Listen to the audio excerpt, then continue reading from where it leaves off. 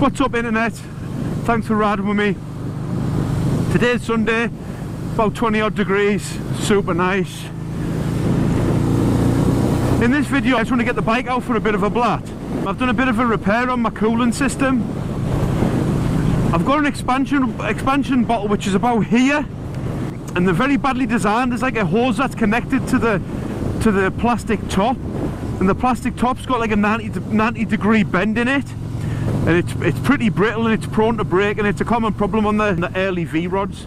So obviously mine's broke, class. So I've done a small repair on it, so I just want to see if it lasts.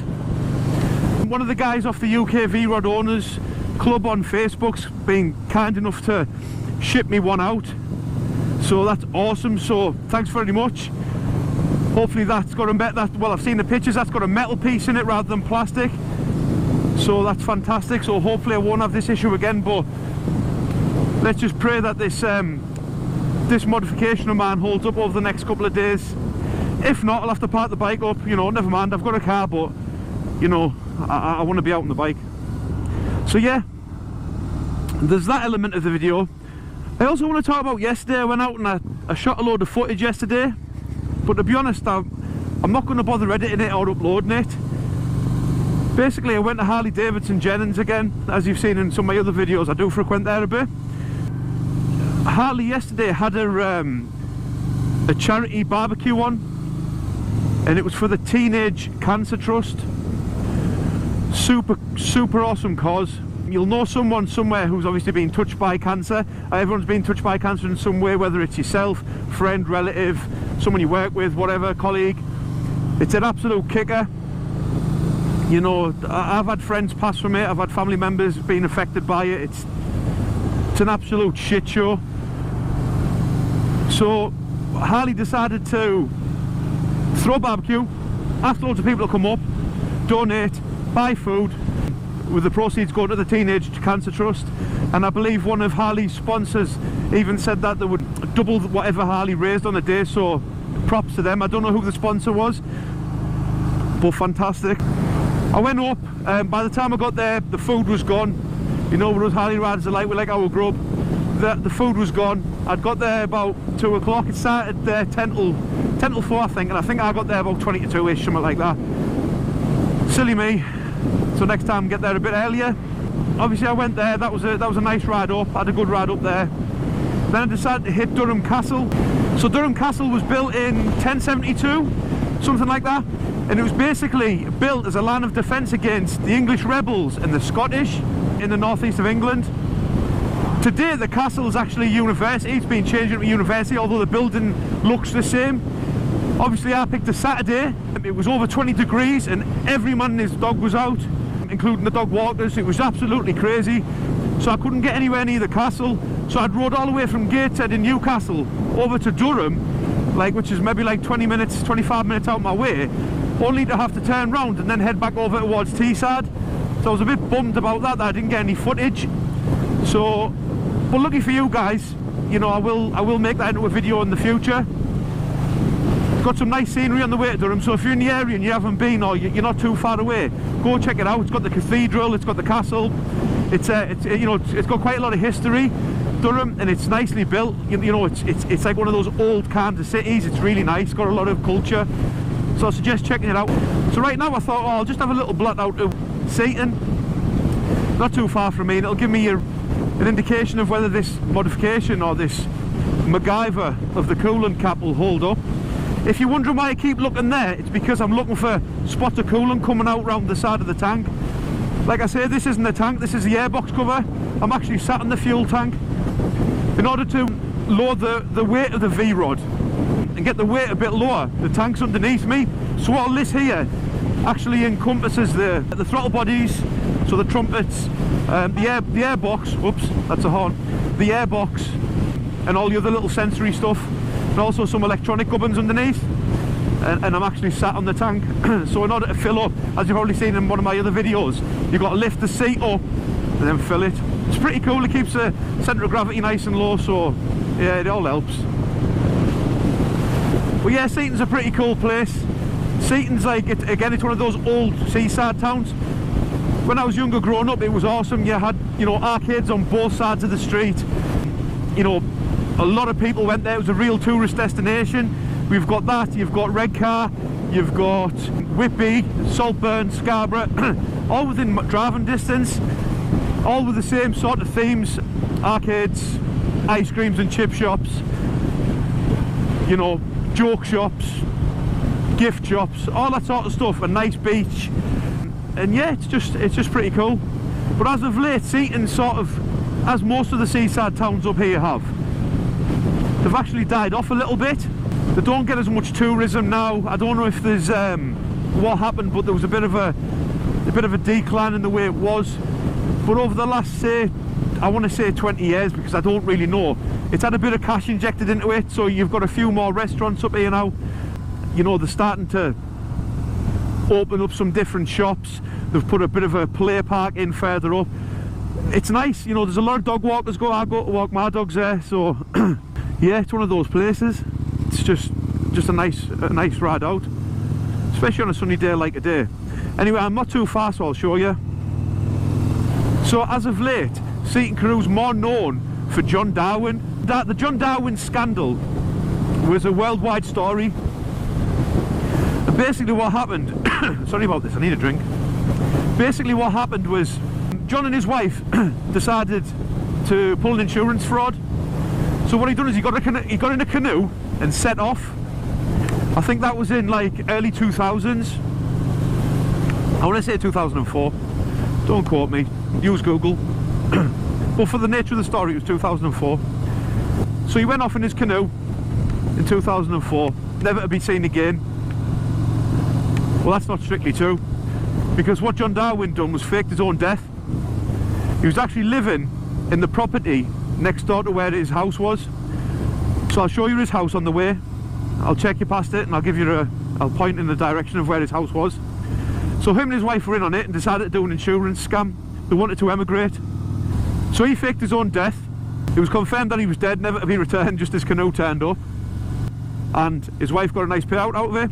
I believe she also put the properties on the market that they were both living in. They owned the adjoining property next door as well. And he was hiding for years in next door. Now I know they had kids, and they even told the kids that the dad had died. So everyone knew that this John Darwin guy had died in this canoe. Yeah, later I believe he was found in Panama in an estate agent. He was actually pictured, he had a picture taken of him in the estate agents or at a new house that he'd bought, and he was recognised. He was obviously lifted,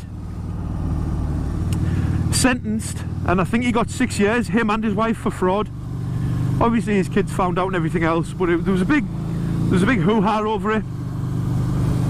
So yeah, that's pretty much what Seaton Carew's known for over the last, you know, decade to 15 years. The guy who faked his own death, John Darwin, canoed all the way to Panama and then got caught. Crazy. I don't think I could suffer or live in like a room, because this other property that he had was like done out, so it was sort of like a secret room, secret house that no one knew about apart from his wife. Not even his kids knew. I don't think I could do that. Like if I'm off work, like I'm itching to get out. I can't stay in the house. Taking the dogs out, like getting out on the bike, going shopping, going to the gym, whatever. I can't stay in the house. Nice Mustang. So I don't know how we done it for years and years and years before deciding to move when the coast was clear. Another thing, I wonder how he did get out of the house. I wonder if do you think he put like a bag over his head?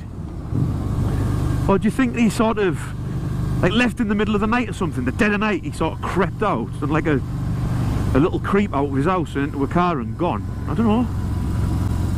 Crazy. I couldn't be arsed, if I'm perfectly honest with you. But yeah, his house is up here. It's as you're leaving Seaton Carew, I think it's on the left, so we'll check it out. It smells like horse shit. Smells like cow shit.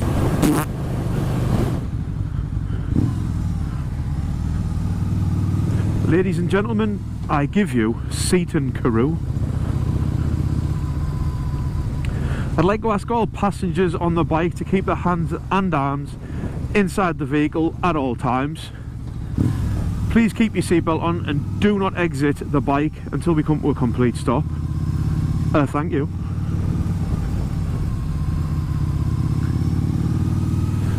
So yeah, you can see how some of this is closed down. When I was a kid, all this was open. But then again, you see all these new shops that are open here. So they are injecting it, and obviously they're doing stuff here. They're injecting some cash into the area.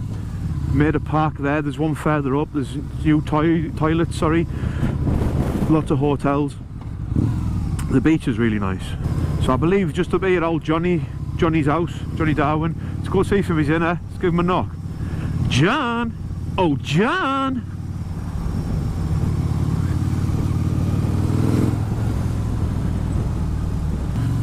Right. There's the beach. So he went in his canoe, he got in his canoe, and catch you later.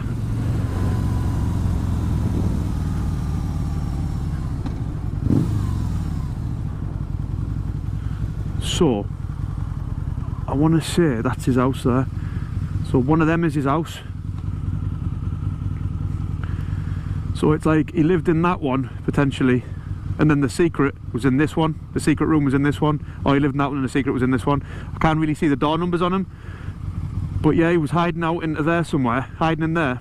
Living a double life. Or actually a double... Is it a double life if he's supposedly dead? Oh nice, I ran through glass. Excellent scat. And then he got on his canoe, jumped the wall, into there, catch you later.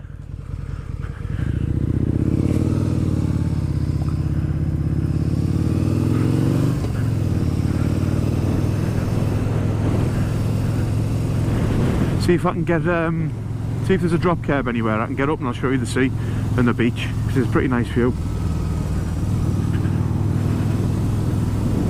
Don't know if I can get up anywhere. I would have got up there, but that lady's damn. Don't want to spook the dogs.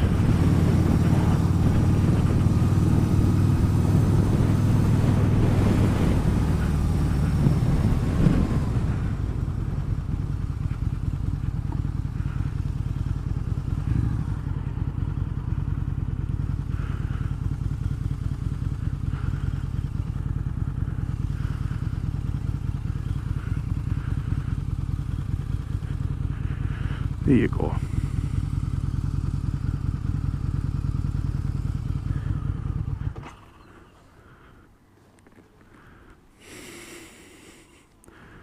Oh, I hope there's no police come. The history of Seaton Carew. Let's see what it's known for.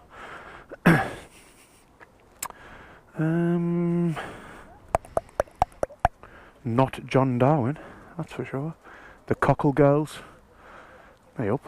The Foreshore, Franklin's Corner, Front Street, Marine Hotel,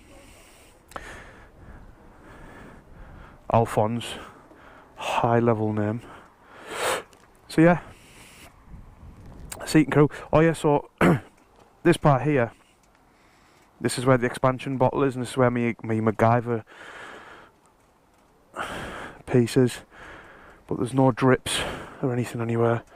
It's just real dirty. I didn't really get a chance to wash her yesterday, so there she is. Brap City. Let's get out of here before anyone starts to complain. Gracia.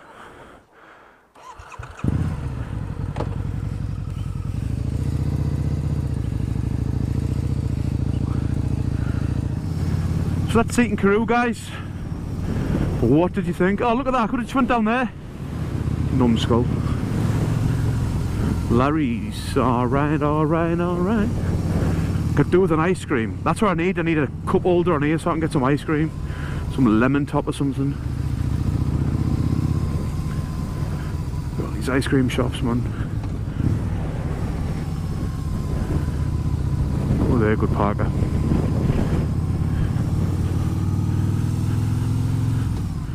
The fares on the except buses, taxis and the Scott Road class.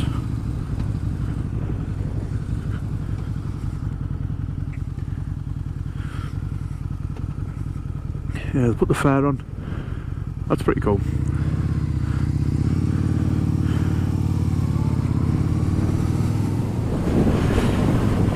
So anyway guys, that was Seaton Carew. It's a nice place to go. A little seaside village, you know, not much happening, just nice, quaint. I like it. Got some good eateries in there, golf course if you want it, beach if it's warm enough, ice cream if you like it, nothing else if you don't. Brilliant. So while I've got your attention guys, I wanted to speak about safety. I know I've spoke about it in a couple of other videos, but you know, it's something that I don't think you can labour too much on. Around my area in the northeast over the past couple of weekends, we've had a few bikers lose their lives, unfortunately. I don't know what the circumstances are. I don't know whether it was rider error or whether it was a car error or the surface or whatever. Or hello Kai, big old horse. But what you've got to think about is we've had darkness and we've lived beyond the wall for so long to then have almost gorgeous, you know, bright 20 odd degree weather, and then we've all just got on our bikes, went out and ripped. I've done it, everyone else has done it. Just be careful, you know, just think about it before you take that corner, before you overtake that car, that truck, that trailer. Just take a couple of seconds, just make sure it's clear. Yeah, use your horn if you have to, toot. Just make sure you've got your head on a swivel. That's something I always say. You've got to make sure your riding's like on point. You've got to make sure that you're aware of yourself. Create distance, accelerate when you need to, brake when you need to, not when you're showing off. You know, don't go crazy. Get used to the bike. Make sure your maintenance on your bike's done. Make sure your belt is, or your chain's the right tension. Make sure everything's lubed up. Make sure your tyre pressures are right if you've not been on it over winter. You know, just make sure these little things are sorted. There's nothing worse than coming off your bike. I mean, I've never done it on road. I've done it plenty of times in motocross and it's not nice. I can only think what it's like to come off on this sort of road and hit either, you know, lamppost, a tree, in that ditch, or even worse, another car. I'm travelling at 45 now. That car's probably travelling at the same. If I come off and hit him there, that's a combined speed of like 80 mile an hour plus. You know, it's not good. I mean, like this guy here, yeah, it's safe to do it, but why? Unless you're in an absolute hurry, your wife's pregnant, someone's dying. Why are you doing it? Like, I don't get it. I mean, I'm already doing 45 and I'm coming into a 30.